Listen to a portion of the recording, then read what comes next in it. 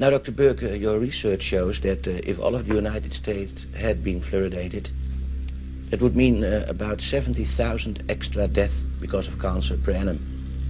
Those are remarkable, impressive, and in fact rather disquieting figures.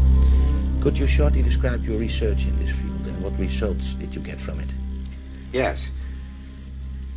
The 70,000, of course, would represent 1/5 of all the cancer deaths in the United States, twice as many from breast cancer in women, and twice as many as from lung cancer in man.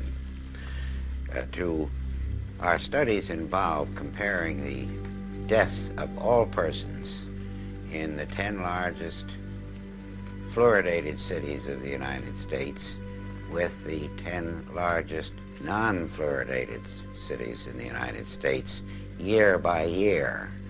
And we obtained a very remarkable curve, which you can see here perhaps. Here is the fluoridated, and here is the non-fluoridated set of 10 cities each. Here's where the fluoridation started, and before this time, both sets of cities were identical. But no sooner had fluoridation started than this curve began to go up, the deaths began to increase, so that this effect occurs very promptly within 1, 2, or 5 years. Now this, sir, is conclusive evidence that fluor kills because of cancer. It is one of the most conclusive bits of scientific and biological evidence that I have come across in my 50 years in the field of cancer research.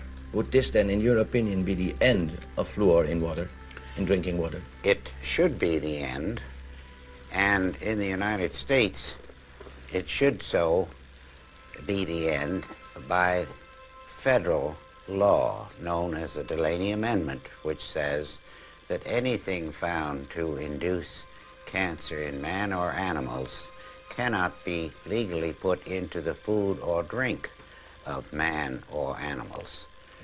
And so this is all less than 1 year old, so that it entirely changes any previous ideas of fluoridation that anyone may have had, because this is the first real indication of an important effect.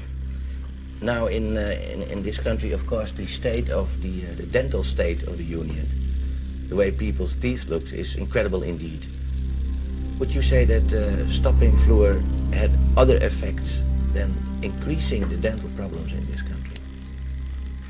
Well, I would rather look at it that it would certainly help the cancer death situation in this country, which I'm sure most people would agree is far more important than a temporary benefit to teeth in adolescent children.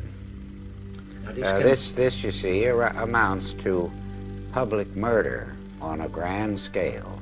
It is a public crime, it would be, to put fluoride in the drinking water of people. Now, the children of this cameraman and mine, sir, take fluor. Should we stop this immediately? Well, in my opinion, if they were my children, they would not take it anymore.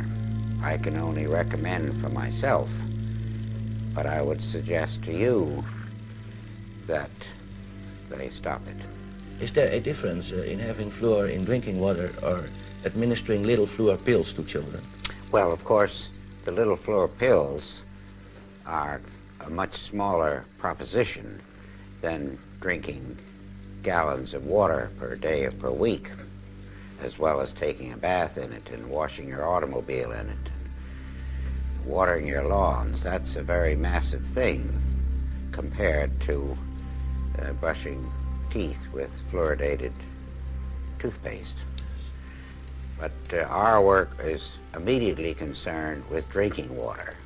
What happens to toothpaste, I'm quite willing to let the future studies go into that in more detail.